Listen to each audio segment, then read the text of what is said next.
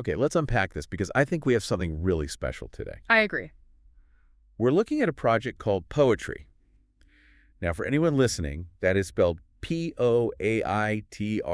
Right. Looks like a typo or, maybe a new tech startup. It does look a bit like a CAPTCHA code, doesn't it? But, just to be clear for you, the source material is very specific about the pronunciation. Which has? Is just pronounced poetry. Ah. The AI is silent in the word, but it is definitely not silent in the methodology. Right. It looks like a tech acronym, but it sounds like art. And that is actually the perfect setup for what this project is trying to do. It really is. We're looking at episode 3 of this series, and the core mission here is, well, it's fascinating. They aren't using artificial intelligence to write the poems. Absolutely not, and that's a crucial distinction. We aren't talking about a chatbot generating rhymes. No. The sources call AI a visual partner. Think of it less as a robot poet and more like a prism? A prism. I like that. The goal is to take these ancient, dense metaphors from master poets and run them through this digital prism to explore what they call the unimaginable landscape of the text. It's about seeing the words differently, not replacing them. And today, we are diving into a heavy hitter. We certainly are. We are looking at Gitanjali 1 by Rabindranath Tagore. A monumental figure in literature, and what strikes me about this specific deep dive is how it fits into the broader project architecture. You mean the thematic poles? Exactly, the thematic poles. I saw that in the master guidance. It seems like they're setting up a deliberate contrast between episodes. The series alternates themes. The previous deep dive was on the poem Invictus, which fell under the pole Fortitude of the Will. Oh, right. I am the master of my fate. I am the captain of my soul. That's very... Shoulders back, chin up. It is. It's all about grit, external resilience, standing tall against the storm. It's a fortress mentality. And today? Today we are swinging to the complete opposite pole. Today is hospitality of the heart. Hospitality of the heart. That sounds much softer, doesn't it? Almost polite. It is softer, but don't let the name fool you. It's deceptively powerful. How so? While Fortitude of the Will is about resisting the world keeping things out, hospitality of the heart is about internal reflection and acceptance. It's about opening the door rather than bolting it shut. Precisely. Actually. And honestly, opening the door is often scarier than locking it. That's a great point. Yeah. So our mission today is twofold. First, we are going to get our hands dirty with Tagore's actual text, which is just beautiful, by the way. It's stunning. And then we're going to walk through this 5-lens visual methodology the project uses to turn that philosophy into art. And trust me, that methodology is where things get really interesting visually. But you have to start with the source. You have to. You can't visualize the utterance ineffable, as the text calls it, if you don't actually read the poem first. Utterance ineffable.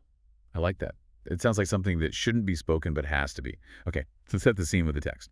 This is Gitanjali 1. Just listen to these lines. Go for it. Thou hast made me endless, such is thy pleasure. This frail vessel thou emptiest again and again, and fillest it ever with fresh life. It stops you in your tracks, doesn't it? Just that opening. It really does. And it continues. This little flute of a reed thou hast carried over hills and dales, and hast breathed through it melodies eternally new. And the ending. Thy infinite gifts come to me only on these very small hands of mine. Ages pass, and still thou pourest, and still there is room to fill. There is so much packed into those few lines. So much. If you really look at the metaphors here, the first thing that jumps out is the paradox of the frail vessel. Yeah, let's talk about that. Usually when I think of something being endless or infinite, I think of something massive, like a mountain, an ocean. Right, or a galaxy. But Tagore calls himself a frail vessel. Exactly, something breakable. Precisely, and that's the genius of it. He's saying that his endlessness isn't because he is big or strong. It's because of the process he submits to. He's finite. He is. He's breakable. He's frail. But because he allows himself to be emptied out and refilled, he participates in the infinite. So if you stay full of yourself, you're finite. But if you empty yourself, you become part of this endless cycle. Exactly. It's the hospitality of the heart. You are hosting the fresh life. Like a cup. Think about a cup.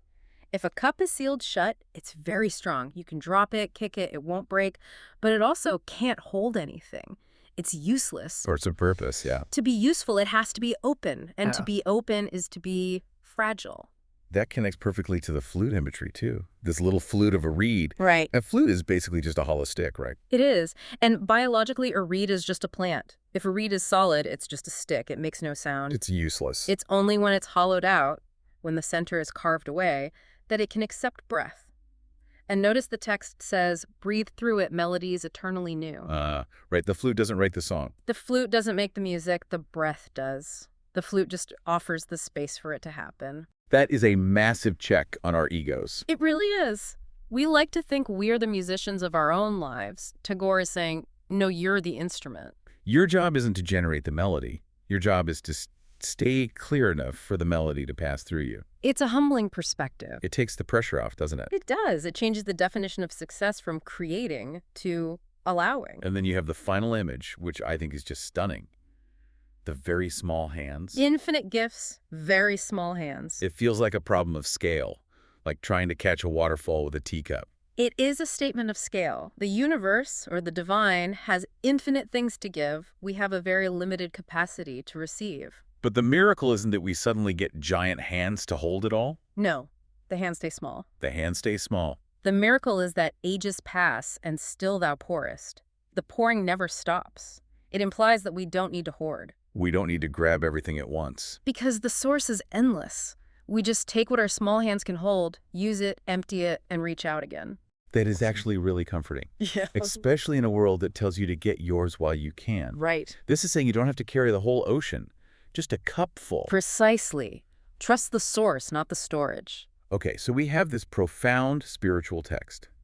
Now here is where the PoAItry project gets technical. They have this mandate to use AI as a prism. Right. They don't just generate one image and call it a day. They use a 5-lens visual methodology. Right. And this is listed in their master guidance and the model visuals tab. The idea is to take that one central truth of the poem and fracture it into 5 distinct visual styles. It's like looking at a diamond from 5 different angles. That's a great way to put it. Each angle catches the light differently. Let's walk through them because the descriptions in the source material are really vivid. Lens 1 is the literal and stoic. This is the grounding lens. The style here is described as cinematic, high contrast, realistic. And the prompt's concept is focusing on the flute of a reed itself. Yes, so we aren't getting abstract yet. We are seeing a physical object. The visual is the reed flute set against the hills and dales mentioned in the poem. It emphasizes the physical reality of the metaphor. Before you get to the spiritual lesson, you have to respect the object. It's rough. It's natural. It's in the world. It reminds us that spiritual truths are often rooted in dirt and wood. It grounds the poem in reality. Okay, moving to lens 2. This is the abstract and emotional. The notes call this the geometry of light. And this is where we leave the physical world behind. We do. The visual style shifts to minimalist, light, and dark geometric forms. Here, they're visualizing the frail vessel. But not like a photo of a pot you'd buy at a store. No, it's symbolic. The source describes a silhouetted vessel being emptied and filled with light. So the focus is on the action. Yes. It's shifting the focus from the object, the pot, to the action, the cycle of replenishment. It's about the energy of that fresh life pouring in. It's showing the negative space where the magic happens. I like that distinction. Lens 1 is the noun, lens 2 is the verb. That's a great way to put it. All right, lens 3, the metaphorical and playful. This is the joy lens. The text talks about melodies eternally new and utterance ineffable. How do you visualize this sound that can't be described? Well, the notes say they use a musical staff, but with a twist. A twist. Yes, the visual style is vibrant, stylized motion, energetic icons. They show notes flowing dynamically, almost escaping the staff. Ah, so it's not neat and tidy? Not at all. It captures the playfulness of creation.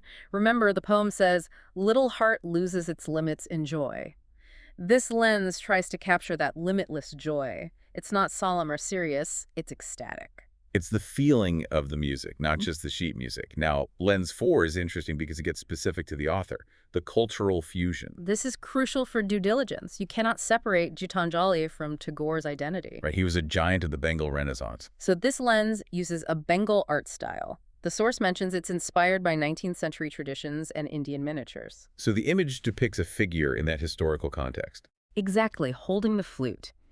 It acknowledges infinite gifts, small hands, but places those hands in their correct cultural setting.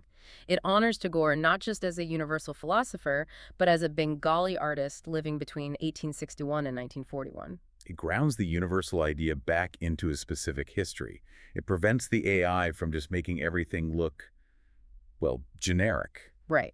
And then finally, Lens 5, the modern reflection. The mirror. This is the so what lens. It asks, what does this look like today? The style is photorealistic, modern-day slice of life. The description here is really lovely. It says, a scene of quiet joy. Someone laughing or finding peace in a modern setting, like an apartment with sunlight. It bridges the gap. It answers the question of what ages past means. The age of Tagore has passed, but the fresh life is still being poured out in a high-rise apartment or a sunny living room today. It shows that the frail vessel could be you or me right now. It's a complete journey. You start with the read on the hill, you go through the abstract light, the joyful music, the history. And you end up in your own living room. That's the power of the methodology. It forces you to engage with the text on multiple levels. You can't just read it and nod. You have to see it from all these angles to really get it. Speaking of angles, we need to talk about the man himself. The infographic mapping replenishment gives us some great context on Tagore. Oh, he was a prodigy. I knew he was famous, but I didn't realize how young he started. The source notes he was born into this distinguished Bengali family of artists and philosophers, and he was already famous by age 19 for novels, plays, and hymns. 19. I was still figuring out how to do laundry at 19. He was operating on a different level. But the story that really connects him to the Western world, and this is a key part of the legacy section, is his connection with W.B. Yeats. Yes, the Yeats connection.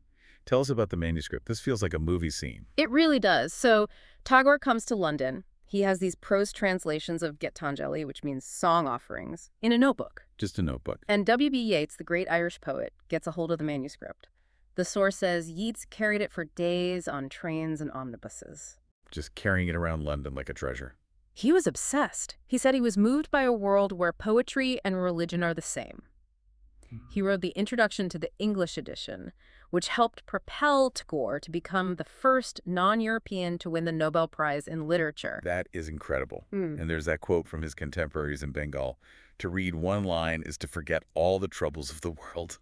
That's the hospitality of the heart in action. How do you mean? It's not about ignoring the world's troubles. It's about finding a space of peace, that shore where there is no water so you can endure them. It's about creating an internal sanctuary so you can survive the external chaos. And the infographic also calls his work a global spiritual bridge.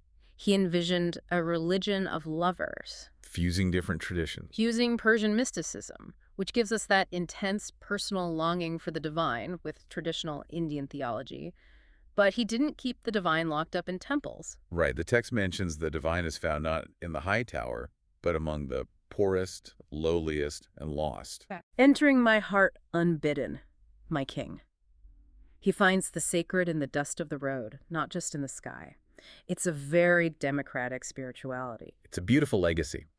Now, we are coming to a critical part of the deep dive. The reflective pause. According to the master guidance, every asset in this project must trigger a reflective pause. This is the mandate. We can't just analyze the text like academics. We have to bridge it to modern life. We have to make it personal. So sticking to the script here, the expert, that's you, has to pose the specific call to action found in the sources. Okay. The question posed for this episode is this. In your life today, what frail vessel are you carrying that is waiting to be filled with fresh life? That's a heavy question. What frail vessel are you carrying? It forces you to identify your own emptiness. In our culture, especially the fortitude of the will culture we talked about earlier, we try to hide the parts of us that are frail or empty. We want to live full, solid. We want to be the mountain, not the reed. We see emptiness as a defect. As a failure. Exactly.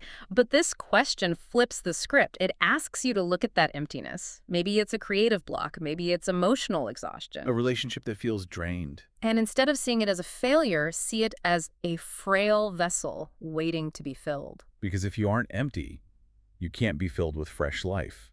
If the cup is already full of old water, you can't add anything new. That's the hospitality. You have to welcome the emptiness so you can welcome the replenishment. If you're full of your own stress or your own ego, there's no room for the fresh life Tagore talks about. You have to be emptied again and again. And again. I think that's something you at home can really chew on. It changes the way you look at a bad day. It's not just I'm drained, it's I'm being prepared to be refilled. It turns the exhaustion into expectation. Man, this deep dive has been a journey. We started with a few lines of poetry and ended up reevaluating how we handle stress and burnout. That's the power of Gitanjali. It's deceptively simple. So just to recap for everyone, we looked at Gitanjali 1 by Rabindranath Tagore. We explored the hospitality of the heart pull. Learning to accept and reflect rather than just fight. And we walked through the 5 lenses, from the literal reed on the hill to the geometric vessel of light, the playful musical notes, The Bengal art heritage. And finally, the modern mirror of our own lives. and we saw how AI is being used here not to generate the art, but to act as a partner, a prism, to break that light into colors we can see more clearly. It's a fascinating application. Speaking of seeing clearly, I want to mention the visual identity of this project one last time. If you see these assets out in the wild, look for that integrated glyph. It's a cool piece of design. It's a stylized quill representing the old world of literature. But the tip The nib of the quill is a neural network. and the colors are deep indigo for intellect and electric cyan for technology. It's a visual representation of the fusion we've been talking about. Old text, new tools. The deep indigo and electric cyan. Keep an eye out for it. It's a distinct look. All right, we're wrapping up. But we always like to leave you with one final thought. We dug into the footer of the infographic for this one. It's a question that Tagore implies, and it's a little provocative. It is. The text talks about movement and music, but the footer asks about the silence. Have you found the movement and the rest on that shore where there is no water, no boat, and no boatman? No water, no boat, no boatman, just you and the shore. It challenges us to find the utterance ineffable in our own silence. We spend so much time looking for the boat, the vehicle, the method, the next thing to do. But can you find the rest where there is nothing but you? Something to think about while you're waiting to be refilled. Thanks for joining us on this deep dive into poetry. It's been a pleasure. We'll catch you on the next one.